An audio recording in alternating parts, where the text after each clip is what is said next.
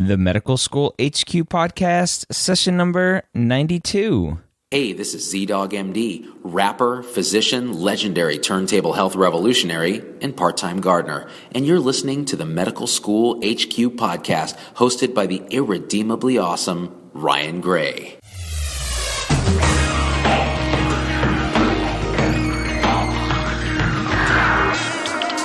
Hello and welcome back.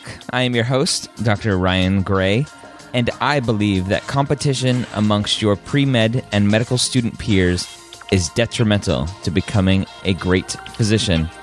In this podcast, we show you how collaboration, hard work, and honesty are critical to becoming a superior physician in today's healthcare environment. Hi, Allison. Hello, Ryan Gray. If you haven't heard Allison yet on this podcast, if you're a new listener, welcome. Thank you for joining us. If you're an old listener, you know Allison, and some of you have even written to us saying that I should let Allison on the podcast more. I love that terminology, let me on. I know, like but that's... I'm like, you know, a little puppy out in the doghouse you have to let out. But that's what they wrote. It's not like I prevent you from coming on. It's just... It's true. Well, I have a lot going on, and, you know. We're busy. Yeah. That's okay. I would love to be on every week, but I personally also think that it's nice for our audience to hear from all of these great guests that we have. Yeah, I think you listening benefit more from guests getting a wide variety of experiences and expertise than just hearing Allison and me talk all the time. So that's what we do. It's nice to have you here, though. Well, thanks, and I always enjoy being on. What are we talking about today? We're talking about my first year in private practice. Yeah, you just passed your kind of 1 year anniversary or work-anniversary. Work-anniversary, I did. Good. I did, yeah. So we're talking about what were the best things, the worst things, the things I wish I'd known, and really with a focus on you, the pre-med student, and you, the medical student, because we could focus this toward, or gear this rather toward residents who are graduating, but we think that there are a lot of things that you might actually benefit from earlier on in your path. So we'll dig into it. Yeah. Before we get into that, let's talk about our new Facebook group. So if you go to medicalschoolhq.net/group, that will take you to a new, somewhat private, it's closed at this point. I don't know if I'll open it up, but it's a closed Facebook group. It's just called the Medical School Headquarters Hangout. And it's different than our academy. We have our academy Facebook group that's specifically for our academy members who are part of our academy getting pre-med advising from us. This new hangout is for listeners of the podcast to get together, to share their thoughts on the podcast, to collaborate, like we talk about at the beginning of the show about collaboration and hard work. This is just a different form for you guys to get together and to hang out and talk, and it lets us distribute information to you, the listener, a little bit easier as well. Yeah, and maybe you'll build relationships, friendships, colleagues. Yeah. So medicalschoolhq.net/group. Click on join this group and we'll accept you as soon as we see all of them. So hopefully we'll see you in there. Looking forward to it. Also, this is session 92. We are 8 weeks away from session 100. Wow. You never thought we'd make it this far, did you? Wow. No, that's not true. I know you, Ryan Gray, and I know that you're very determined and very passionate. And yeah, who said? I never said that you wouldn't make it this far. Okay, now be honest. Did you think we would make it to 100? Okay, I'll tell you what I did not think. I did not think that you would be able to go every single week until episode 100 almost without skipping a week. That is impressive. Especially with a baby and... Yeah, and a full-time job. You were still in residency. And everything, yeah. Anyway. So for session 100, a couple episodes ago, we'd asked for some ideas. And Jessica, one of our Academy members, emailed me recently and said, this is my idea. And she recommended, and I loved it, and so did Allison, that we get you, the listener to email us your stories, your hardships, your struggles, and give us your story about how you overcame those struggles and where you are on your path. And mention to us possibly what podcast episode that we did out of the 100 maybe helped you on that path and helped you overcome those struggles. And with those, we'll take the top 5 or 10, depending on how long they might turn out to be, and turn those into some audio clips, and we'll gather all those and make a podcast episode out of it. Yeah, and I think it will be really beneficial for a lot of people out there. One of Jessica's points, which I completely agree with, is that people really benefit from hearing what other people have struggled with and have overcome. And I think clearly on the road to becoming a physician, there are many hurdles, many obstacles, and there are so many different paths that people take to get to becoming physicians. And so hearing about similar struggles that others may have had, or what things might lie in front of you that you're not even aware of, and how people surmounted those obstacles, I think that would just be... knowing that other people are struggling with you. Yeah, absolutely. I think it'll be great. We're really excited about it. So yay, Jessica. You know what Jessica's struggling with right now? Secondaries or interviews? No, the 405. The 405. The freeway. Oh, God. Hi, Jessica. What are you talking about? I'm trying to think, is this some kind of FAFSA, financial aid document? No. It's an California inside joke. Well, see, I'm from Ohio, technically, but really Boston. Anyway. So, all right. So thank you, Jessica, for that idea. See, if you'd said the Pike, I would have totally understood. Anyway, contact us through our contact page, medicalschoolhq.net/contact. Let's get into this. All right. So, as you passed your work anniversary, you graduated your residency in June of 2013. Yep. And it's now August of 2014. You've been in private practice now for a year and almost 2 months. Correct. And I was out on maternity leave for 13 weeks, but yes. So, about a year you've been working. Mm-hmm. That has given you enough time now to reflect upon where you've been and where you're at now and kind of where you're going.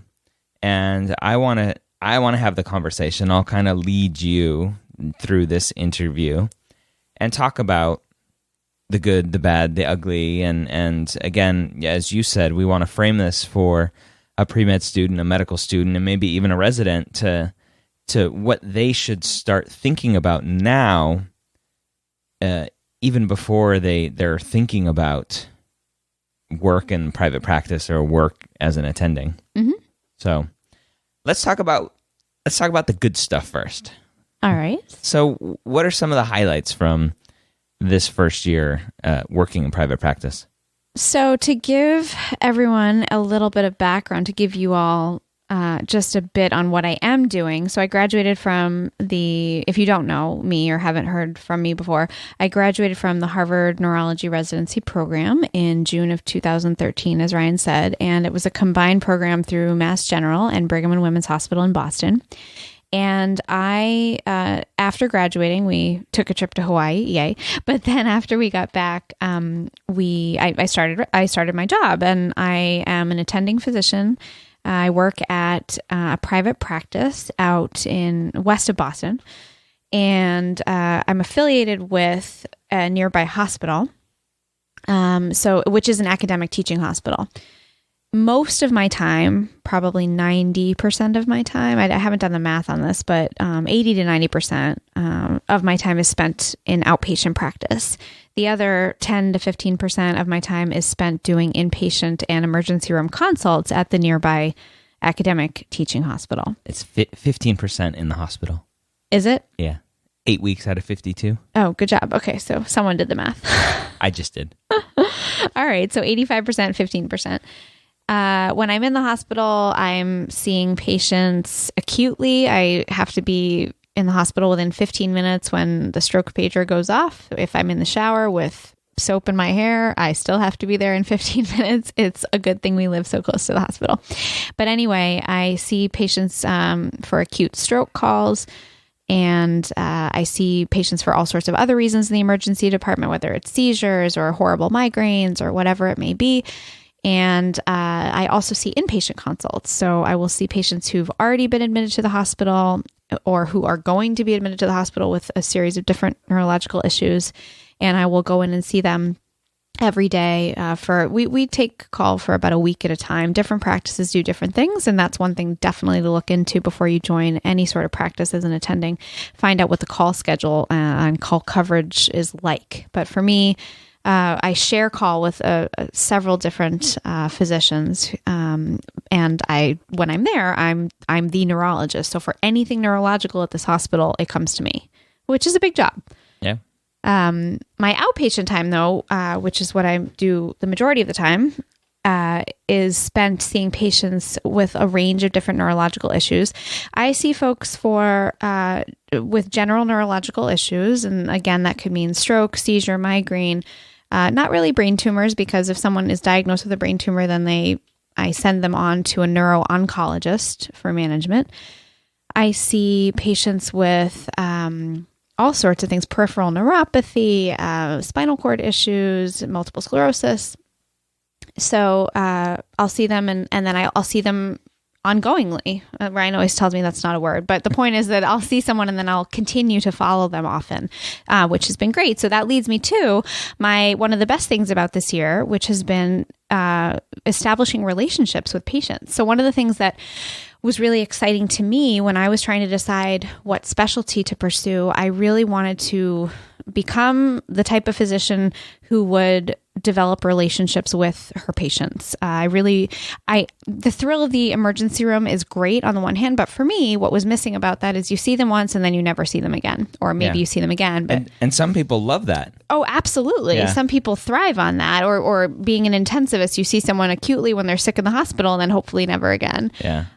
For me, I really, really, I loved, like when I was a kid, it was so nice to see my primary care physician every year. I really liked the idea that you could form a relationship with your patient and really become someone that they trusted and someone who took care of them. So that for me has been one of the most rewarding parts of this year, that I really have now my patient group, and I'm always seeing new patients, but I love seeing my follow-up patients following people. We talk about other things besides medicine and neurology. We talk about, how is your family? And people know I was out and on maternity leave, and they ask about how my baby is doing, and we look at pictures. It's, life stuff.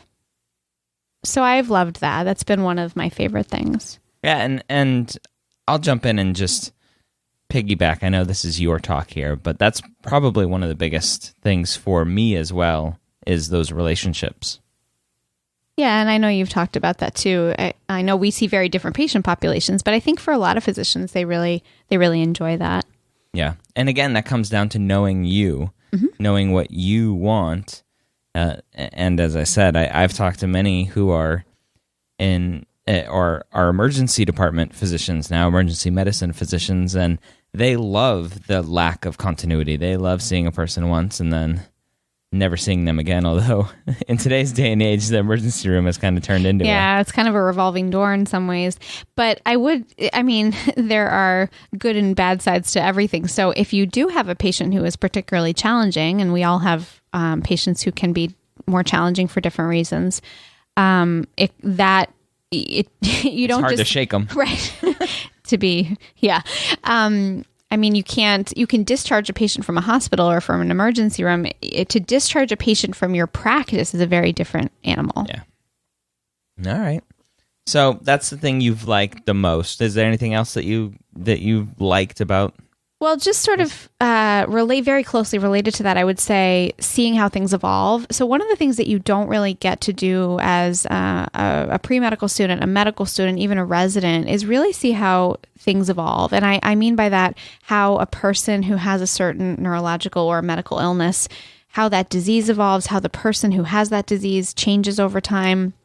It's been very interesting and eye-opening to me to see what happens with people and to really follow them. And I always look forward to that when I was earlier on in my training. And it's always something that you sort of like you really wish you got to do, like, oh, you just diagnosed this new condition in this person and you want to see what happens to them, but you don't ever get that opportunity. A lot of, maybe you'll see them a few months later when they come to you for follow-up in the clinic, but it's so hard as a medical student and a resident to really follow people. So seeing how things evolve is really And that depends on what type of residency you're doing as well. If you're doing a family practice residency where most of your work is going to be in an outpatient clinic, you might see the same people over and over again. So. That is very true. It really does depend. But a lot of residencies are going to be inpatient based, and it's going to be a lot of revolving patients because hopefully the inpatients are being discharged home. Yeah, correct. And that what you're talking about, so you can see a patient on day one,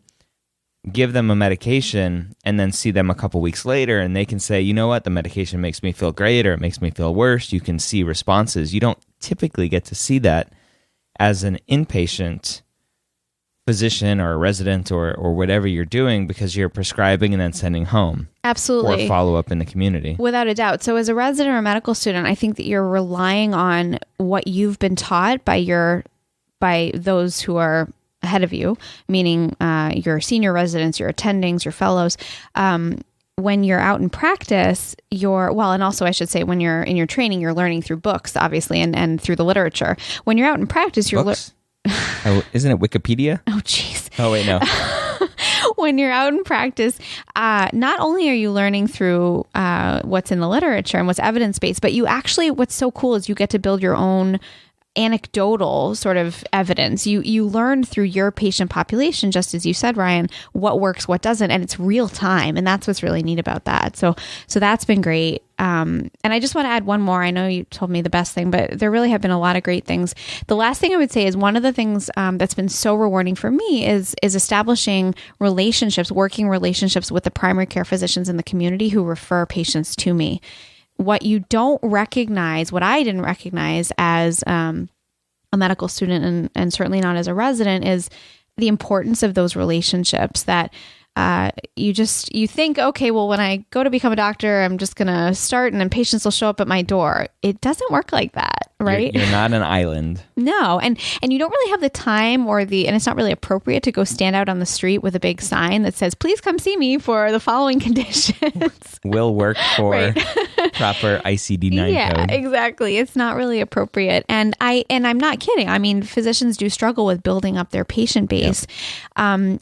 But it's been so nice for me to form these relationships with primary care physicians, to have that dialogue going back when someone says, I'd love you to see this person, or someone shows up and I know the physician by name, the primary care physician, because I've worked with them and we share a lot of mutual patients and we've talked over the phone and worked out things together. I just have really loved that and find that really, really rewarding. And I've learned so much from those primary care physicians, and I hope that I've done a good job in helping them with their patients too. So that all goes back to collaboration. Oh, absolutely. Teamwork. Mm-hmm. Everything that we harp upon, that you should be building these skills as pre-meds and medical students and residents, the relationships that you're going to need to be able to form as attending physicians is what's going to drive your business.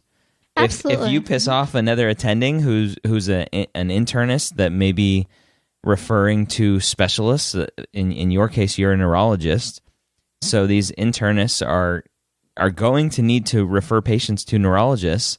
If you're not a good team player, if you don't collaborate well, if you don't communicate well, you are not going to get those referrals. Right. And I think, and certainly you're not going to be helping anyone out.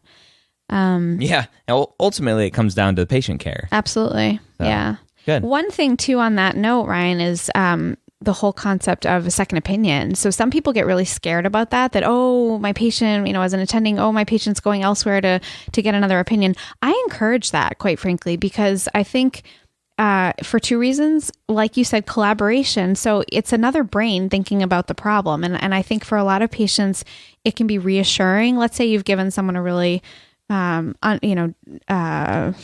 what's the word I'm looking for? An unfortunate diagnosis. Let's say you've diagnosed someone with Alzheimer's dementia, and maybe they don't feel, or their family feels very conflicted about that, and is not sure that that's really the case. And sending someone out for a second opinion can provide reassurance for that person that you are doing the right things by them and that you have thought about it properly. And so I encourage people to do that. And I think, like, if, certainly that I could learn from that individual. So I've had people go for second opinions, and then they come back and they say, okay, well, I feel better knowing now that both of you are on the same page, and maybe I'll learn something from that other provider. Yeah. Good. All right. So lots of good stuff. And lots of great stuff. I'm sure there's plenty more. Oh, yeah. Let's talk about what you've struggled with during this first year. All right. So probably, and this may be sort of straightforward, but because it was my first year out in practice, the lack of experience is probably the most obvious and certainly rings true.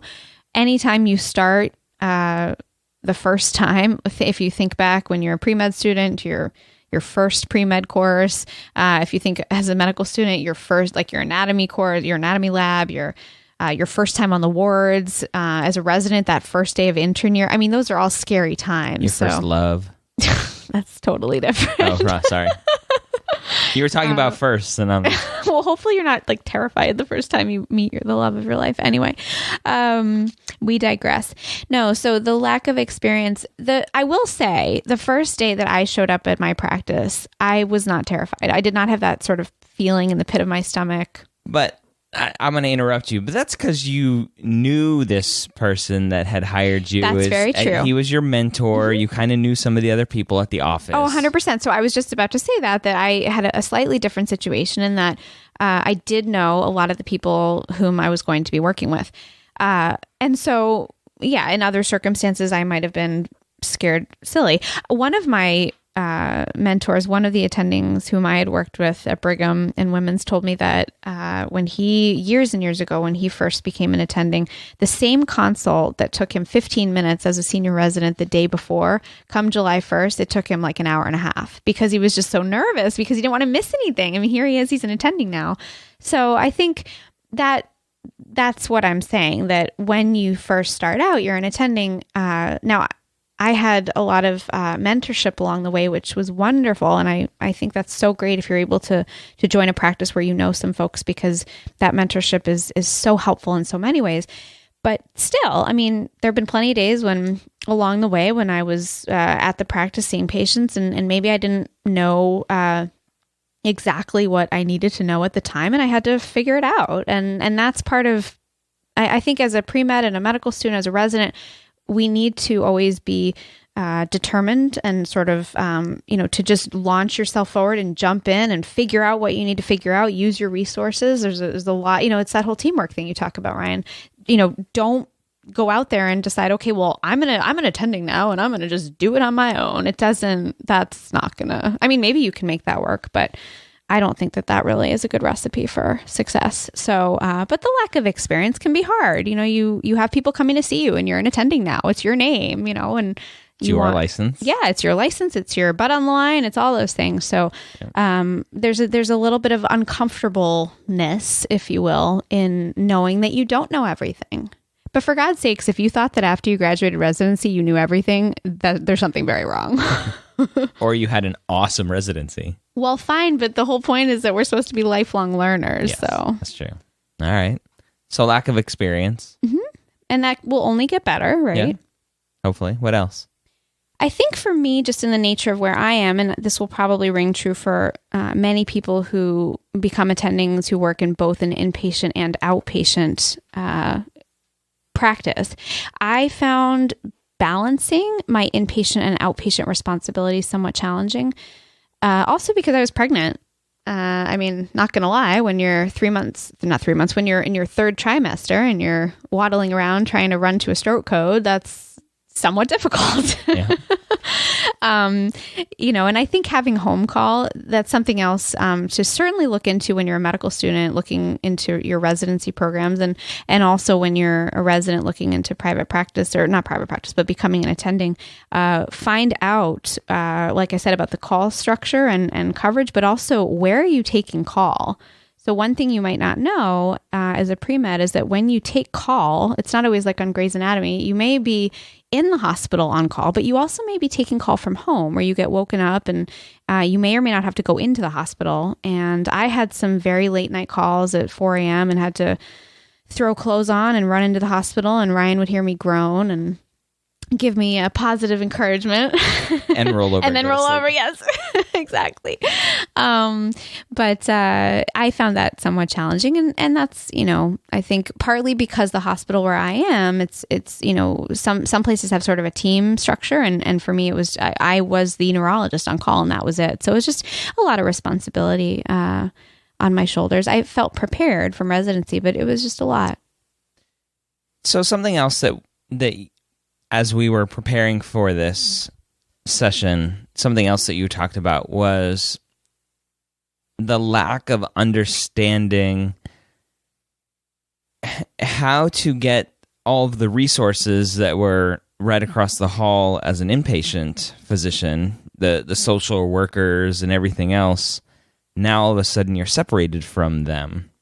You don't have as easy access to those as an outpatient. Talk about that for a second. Absolutely. So I would say, first let me explain. When I was a resident and a medical student, I found it, I won't lie, I found it somewhat frustrating sometimes how many pages you'll get. I would be paged nonstop, and we all do as residents, and med students get paged too, but as residents, you get paged all the time. Now, who was I getting paged by? Well, nurses, case managers, physical therapists, social workers. What you don't realize as a resident is those resources are they're gold. They're absolute gold.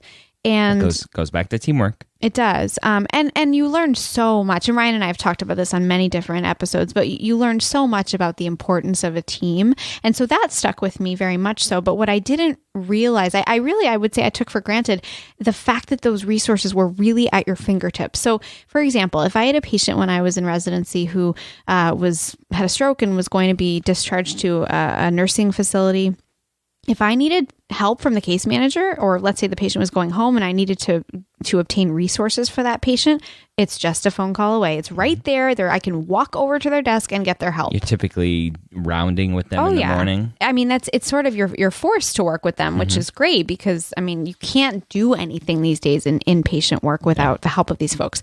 Now, fast forward to when I'm in practice, I've had a series of patients come along who have needed resources big time as outpatients, whether that's visiting nurse care, whether that's physical therapy is a little bit easier to obtain because we have a lot of physical therapists in the area, but home health care and basically just case management. I mean, people to help coordinate everything. So the one thing that kind of popped into my mind as we kind of tie this to what medical students, what residents, and even pre-med students can start thinking about here is when you are a resident or when you are a medical student, start asking those questions of the case managers that you're interacting with every day and say, hey, you know what? Pull them aside when you're done with all of your other duties and say, next year I'm going to be in a private practice. Who should I be thinking about calling for a patient like this as an outpatient, and have them kind of walk you down that path. They might have all the numbers, like, oh, you call this person and that person, and then you're golden. Right. Because when you're trying to do that legwork real time in the office, it's very difficult. It can be very challenging. And the other thing is that some physicians may start practicing in the middle of a very rural area without a lot of resources. You may be practicing in a very saturated area, but still not know where those resources are. And I found that challenging. And thank goodness for primary care physicians. As a specialist or as a consultant, I can go back to the primary care physician and say, look, I really need your help with this. And they're often very happy and willing to help. But it would be so nice if I had known some of those things beforehand to just sort of have that resource at my fingertips. So one other thing for pre-medical students out there, if you are shadowing with a physician at a practice or in an academic center, look and see what they have available. And take notes on that and keep that in your mind, because as you then go through medical school and then you go through your residency, and maybe you are someone who does want to do family practice or outpatient practice, but it would be great if you still had that in your mind, knowing what are these resources that I want to see, and what is available at this practice that I'm interviewing at that I might want to join.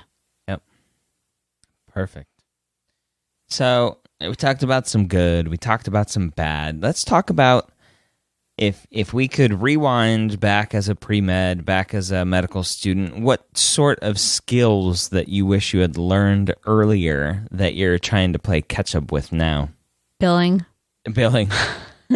Yeah, we wish they would teach us billing in medical school. They don't teach you a lot of things in medical school. So they don't, well, another one just came to mind, which is interesting, but they don't teach about how to bill. And as a resident, I remember being in clinic and you circle a code and then you just move on, but it's much different. As an attending, when you're actually charging the insurance company, or you're charging the patient's insurance is getting billed, and you have to select what are the different things I'm seeing this patient for, and what is the appropriate sort of level of care that you're providing. So there are all these different levels of care, and you can't just sort of pick one. I mean, in residency, it was almost sort of like, well, just pick one because somebody's looking out for you. You cannot do that if you just sort of pick. And I mean, there's lots of criteria that each level has to meet, and you can be accused of fraud if you're not careful. I mean, so anyway, I mean, not to be tongue in cheek about it, really seriously, if you can find out, I mean, a friend of mine during his fellowship really learned how to bill, and that was so helpful to him. And now he's about to start working as an attending for the first time, and he's going to be so far ahead of the pack, and it's not even about that. It's not about being ahead of your peers. It's about just having your day be easier, because billing is a major thing that you need to understand. Yeah. So billing, what else did I wish I had known? I think, we talked about being able to really know who your team is once you're in the outpatient setting. I have a wonderful team who I work with every day at the practice with. I have a wonderful NP I work with, and other physicians and medical assistants and receptionists and an office manager. I mean, we have a great team, but I think, again, being able to really have your team in place and know how to create your team is the key point when you're in outpatient would be great. Okay. And end-to-end efficiency.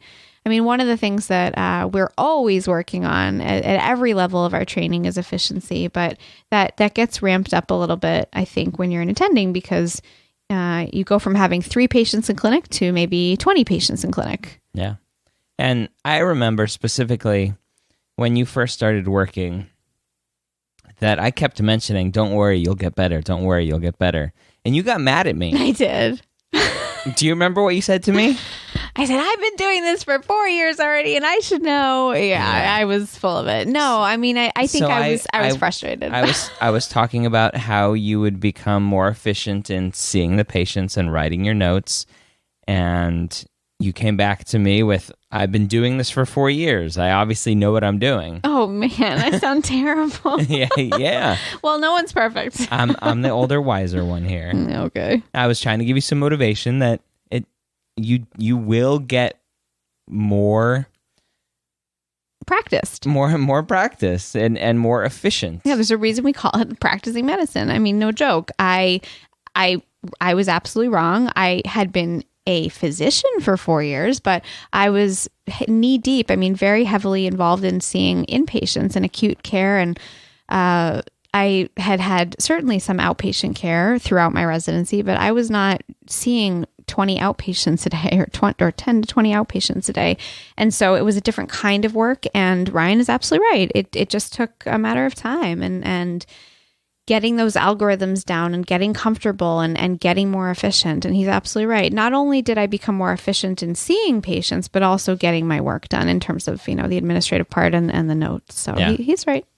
So there's a new tool that you downloaded for your computer at work. I did. I'm so excited. I used it today again. I hope you're using it every day. I do. So what's it called? It's called Breevy, Breevy. Yeah. So Breevy is a text expander type tool I'm a Mac guy, and I use the program is called Text Expander, and it's something that I've tried to get Allison to use for a while now. It's to allow her to be more efficient in writing her notes. Right. And I was dictating for a while, which is something that a lot of you may do when you're medical students to help your residents. And then when you're residents, and certainly when you're out in practice, a lot of physicians I know just dictate. And I did dictate, but I was using Dragon software. And when I came back from maternity leave, someone borrowed my headphones, in quotes, borrowed. I got them back. But in addition, my software broke. Yeah. But it goes back to looking at what you're doing on a day-to-day basis and trying to figure out how you can streamline it. And so for you, it was understanding that, hey, I type the same thing every time pretty much when I diagnose somebody with Alzheimer's. So let me make this a little snippet. And when I have a new diagnosis of Alzheimer's, I'll open up Breevy and type whatever, and then my whole paragraph will spit out. Absolutely. So, and one other thing, because dictating, in some ways, if you're not going to be typing, a lot of people heavily rely on dictation and medical transcriptionists. And I remember as an intern, my dictations were terrible. I'm not going to lie to you. They were horrible because I just didn't know. I wasn't practiced at it. And so, I think, I don't know, hopefully when people read them later, they weren't I'm sure they were fine, but I felt like they were just so all over the place. So one thing I would say is if you're shadowing, when you're shadowing, pay attention and see if the physician in the office or post-op in the OR dictates the note right then and there. Listen and watch how they do it to just get an idea of how efficient can you be. How can you get this done in a really efficient but also helpful way? And then when you're a medical student, you can work on it that much more. And certainly by the time you're a resident, so that by the time you're out in practice, you might be just the dictating king or queen. I'm not kidding. It really is valuable to spend time learning how to do this when you're in your training. Definitely. All right. So we've talked about the good, the bad, some skills we wish we had. Now that you're out in practice, you're an attending physician, you're a doctor. Back 9 years ago, is it 9 years already? 4, 5, 4 years of med school. When we graduated, when you started med school 9 years ago, what can you tell your former self to kind of help on that path to where you are now? What can I tell my younger self? Yeah. Well, and I might even go as far back as AP Bio in high school. And what could I tell that self? Yeah. And I think I would say I would tell myself 3 things. Number 1, I would say stay focused as best you can because it's a very long journey. 9 years doesn't sound like that long, but just because of how much has happened in the last 9 years, but it might sound kind of long in some ways. And either way, no, for sure, as a pre-medical student, that's a long journey. And then as a med student and then as a resident, it's a lot of years. It's a lot of blood, sweat, and tears. And I think it's so important to stay focused because when I dreamed of being a doctor years and years ago, I really do feel very strongly that when I go to work every day, this is what I wanted to do. I feel fulfilled in that way. And I feel very blessed and very lucky. Yes, there are lots of challenges to being a physician in this day and age, but I feel that this is what I really always dreamed of doing. And it's very exciting to go to work every day and be enjoying what you're doing and in your practice of medicine. So stay focused through all of the hurdles and all of the craziness and all of the hard work and sleepless nights. What else would I say? I would say stay flexible because life will throw you lots of curveballs, but so will medical school and residency. And I think your interests can change drastically from one year to another, from one rotation to another. And you want to just keep your eye on the ball but also be willing, allow yourself to be flexible because you may start medical school or you may finish high school and go to college knowing deep down in your soul that you want to be a cardiac surgeon. And then you might get to 3rd or 4th year of medical school and be really freaked out because you've realized that now you want to be an OBGYN, and that's okay. Maybe you wanted to be in a rural place, the only physician within miles, and now you want to be right in a big academic center in the middle of New York or something. The point is, allow yourself the flexibility to change your mind along the way, because that's part of the beauty of having an MD or a DO. You can do a lot with your degree. And finally, I would say, stay passionate. I think that because there are a lot of challenges to becoming and maintaining your practice of medicine, being a physician these days, it's so important to just keep that passion, to not let yourself get bogged down by people who are cynical, and at every stage of the journey, people who are trying to kind of drag you down into the muck, if you will, and to just know that this is what you want to do, and just stick with it, and just try as best you can to keep fueling that passion, because that is what will keep you going, really. I mean, Ryan and I have been through a lot in the last 9 years, and as we've talked about, I was diagnosed with Crohn's disease and Sjogren's. I mean, some lovely autoimmune conditions, and that's made life harder. But you know what? It's certainly not going to stop me. And I've just tried to continue being as passionate as I can be about being the best doctor I can be, and about providing good care to the patients I see, and helping my community. And I think that it's really important to just keep fueling that passion, that desire to care for others, to be the best physician that you can be, because it will get you through those more difficult times. Well said. So hopefully I didn't bore you all. I don't think so. Or put you to sleep. But no, I mean, I think that's what I would say to my younger self, and hopefully that makes or is helpful to you. Good. Thank you. Thank you for sharing your experiences through your first year of being an attending. You're very welcome. Thank you for having me on tonight, letting me out. For letting you on. Letting me on. Letting you on the show. Awesome. Well, as we wrap up this session of the Medical School HQ podcast, please remember that you can continue this conversation at the dedicated show notes page for this episode at medicalschoolhq.net/92, as in session 92. We also want to remind you that we are the partner podcast for Premed Life magazine. Their newest issue is now live. Their digital issue is now live at premedlife.com. The big headline for this issue is the best medical schools for the entrepreneurial student, which is kind of interesting. They actually have one of our articles. Part of our partnership is they're turning some of our podcasts into articles, and that first one went live last week, I think. The 8 pieces of information every pre-med should know. That was a good episode. I think so. I remember that one. So premedlife.com, go check them out. Say hello for us. Something else that we want to remind you about is that we're on Twitter. I'm on Twitter, really. Allison's kind of on Twitter, but I like Twitter. Actually, the last time I tweeted was like about a television show. Yeah. So we'll ignore Allison for this time. Sorry. So I am at Medical School HQ. Twitter was in one of the top 10 for my pre-med resources that every pre-med student should be using. I think it's a great learning tool. Yes, it's social media. Yes, you can waste hours of your day on it, but if you use it properly, it's a great tool to learn and to connect with people. So I don't think they had Twitter when we were in med school. Twitter came out around 2005, 2006. So I guess they did, but not as pre-meds. Not as pre-meds, no. Interesting. And I think that's it. So back to our 100th episode. If you want to share your story, email us. I am Ryan at medicalschoolhq.net.